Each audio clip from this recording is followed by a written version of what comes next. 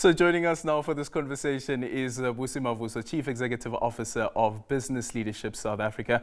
Busisiwe, good evening and welcome to Unfiltered. Moving into level 3, what are some of your expectations as the BLA? So I think we're very happy about the fact that the level of economic activity has heightened. We were very worried about this as business, as you would know.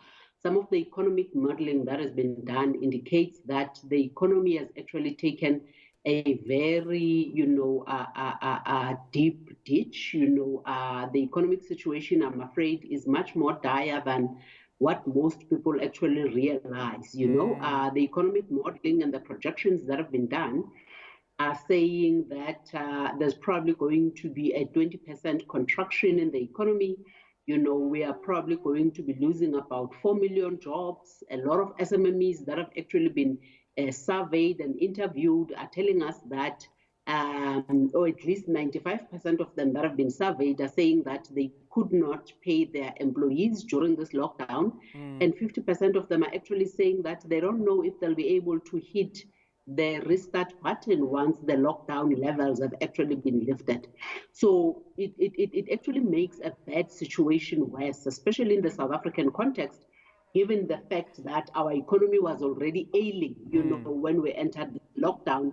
We know, for instance, that all our key economic metrics were already bad, from a fiscal deficit perspective, from a GDP perspective, from an unemployment perspective, from a poverty level perspective. So I think we needed to actually move and transition through the different levels at a much more quicker speed. But obviously, having advocated for that as business, we were not indicating at all that the health imperative, is not important at all. But I think it was necessary that we strike that necessary balance so that we can give the economy a chance. Do you then say that the prediction from Treasury of between 690,000 job losses or 1.8 million job losses, that figure is too conservative? Actually, we have much more bigger numbers from where we're sitting. And I think if you look at how the structure of the South African economy is, you will know that we have a lot of businesses that are actually operating in the informal sector. And that means that those businesses don't have any cushion whatsoever during the lockdown. So if they don't get revenues, unfortunately, they can't continue operating. And unfortunately, they can't sustain the salary bills and some of the fixed costs that they've actually had to incur.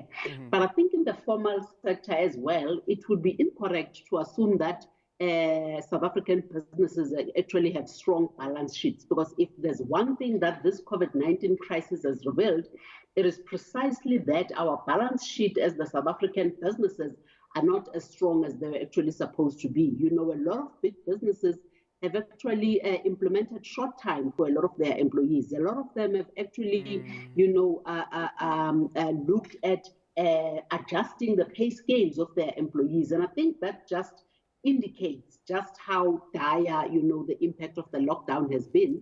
So 600,000 to 1.7 million jobs is definitely an underestimation. We are going to be much more severely hit than what those numbers actually indicate.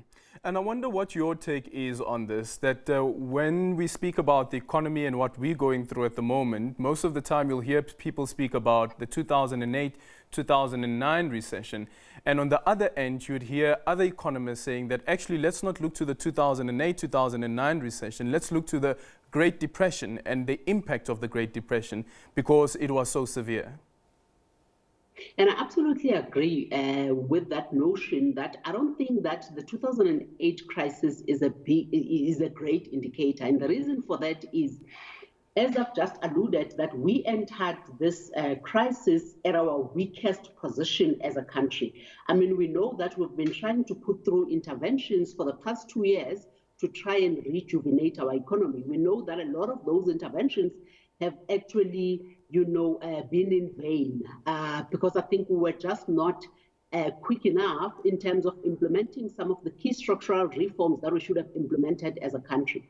We know that when President Cyril Ramaphosa came in office, he indicated that he'd actually like to drive foreign direct investment, and he actually put a number in terms of how much FDI we need as a country, and even went in so far as employing investment envoys to bring investment into the country. We know that the target that we had set ourselves as a country was not, achieved, precisely because as a market, there are a lot of things that make us unattractive. So 2008 was a totally different space. We were sitting in a budget, a surplus versus a budget deficit. We were sitting with an economic growth of about 5%. And I think that allowed the government to can therefore inject the capital requirement that was necessary to boost, the economic activity in the country. You would remember that a lot of the big infrastructure projects that were actually started, looking at all the SOEs, the locomotives purchases, the Eskom, Medupi and Busile initiatives were all started around that time. And that was an intervention by government to revive the economy, because we know that infrastructure is one of the best ways in which you actually, jack up the economy, as it were. But where we find ourselves at the moment, we don't have that latitude. Yeah. We're sitting at a budget deficit of about 6.8% before the crisis. Post the crisis, we are actually estimating that we're going to be sitting at a budget deficit of about 17%.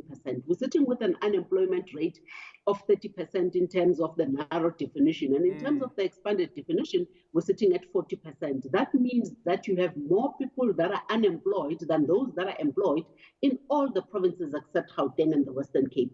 Our unemployment in 2008, I stand corrected, but I think we're sitting at about 16, 17%.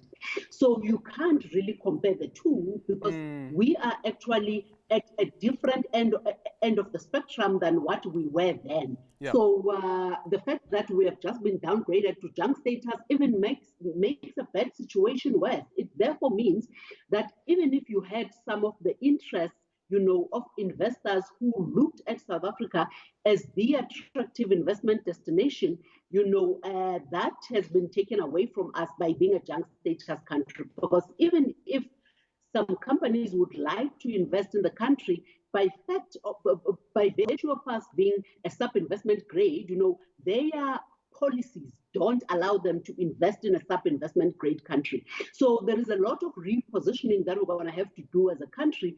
But I think at the moment, we're actually in one of the worst situations I think that we probably have found ourselves in this past 25 years. And I think those are the realities that we're actually going to have to grapple with, especially as we look towards phase 3, especially as we look towards the economic reform agenda. We're going to have to be very strategic to say that what are those interventions that we need to put in place to ensure that we can really revive our economy. Because if we don't get it right, through the economic strategy that we have to put in place, then unfortunately, South Africa might just be another failed African state. I worry, for instance, about how we continue to romanticize the idea of ownership around SOEs. We know that SOEs are one of the biggest albatross around our necks, as an economy. And we're going to have to relook at those things to say that, is it really still ideal to still want to own 743 SOEs, all of which are not paying you a dividend, and on the contrary, they are actually, cash guzzlers and are actually draining the fiscus, as it were. Should that specific conversation about the number of SMMEs that are run by the state, should that conversation start now as well, considering that even last year already, we heard from the Minister of Finance during his budget speech also speaking about the reconfiguring of the number of SOEs that the state is involved in and the businesses that the state is involved in. I don't know how far we are in terms of looking at the list and saying that here maybe we may just take a step back, government must take a step back. Here maybe government can start reinvesting again. How does it stand from where you are sitting? You would have seen probably the paper that was issued by the ANC, and I don't know if the paper was leaked. I don't know if it's an official version. I don't know if it is a draft. But I think it's their attempt in terms of putting together, the economic strategy. And you see that they seem to be moving from their initial dogmatic position of actually wanting to own all SOEs, and I think if that is the path that they are willing to take, I think it's actually going to augur South Africa well. I don't think that we need to continue romanticizing this idea of 100% ownership, because it's between owning 100% of a negative asset and an asset that is draining your pockets, and we don't have deep enough pockets as a country. We're going to have to agree and admit that, or owning a percentage of an asset that gives you, some form of return. And I think that is the, a balance that we're going to have to strike. So going forward, it's going to be very important that we divest the state of costs that add little value. And I think these SOEs are adding very little value, and that is some of the divestments that we're actually going to have to make. And we're going to have to be clear about rethinking some of our policies that are destabilizing, and are disempowering us, as a country. We're going to have to look at issues, for instance, like property rights, because you can't expect investors to come into the country and you can't guarantee that the assets that they put into the country, they'll be able to take out, as and when they wish to.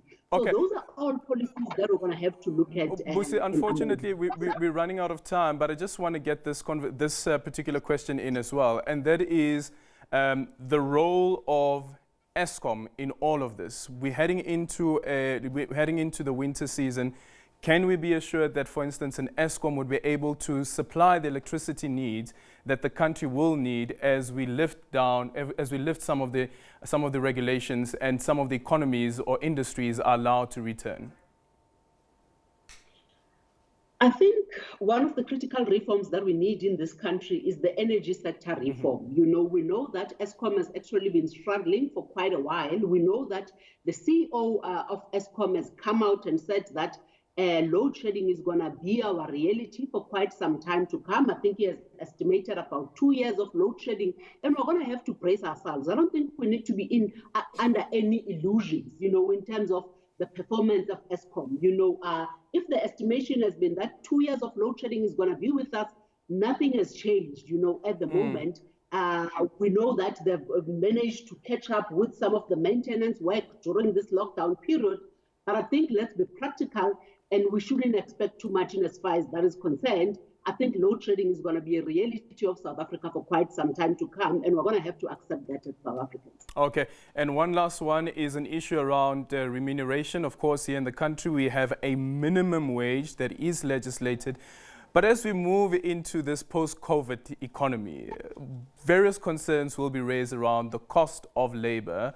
And that minimum wage of 3,500, some may complain that they can't afford. Should government then open the scope and allow those SMMEs that can't afford leeway to say that, okay, you would be exempted? I don't think that we should actually look at SMMEs as a homogeneous group, because they are not. I think even if we want to give some of the SMMEs reprieve, I think let's maybe look at each case, on its own merits, and do a thorough assessment of, can a business not really afford to pay 3,500, due to what they are facing at the moment? Or is it just probably maybe a flaw, to not be able to pay people a living wage? Because one of the biggest crises that we're facing is the fact that we are one of the most unequal societies in the world. So we need people to have disposable income, because if people don't have disposable income, unfortunately, we are not going to be able to revive the economy. Okay. So my view would be that let's actually assess each case, on its own merits, and let's not make a uniform rule. Thank you so much for that. Busisiwe Mavuso, the Chief Executive Officer of Business Leadership South Africa, BLSA.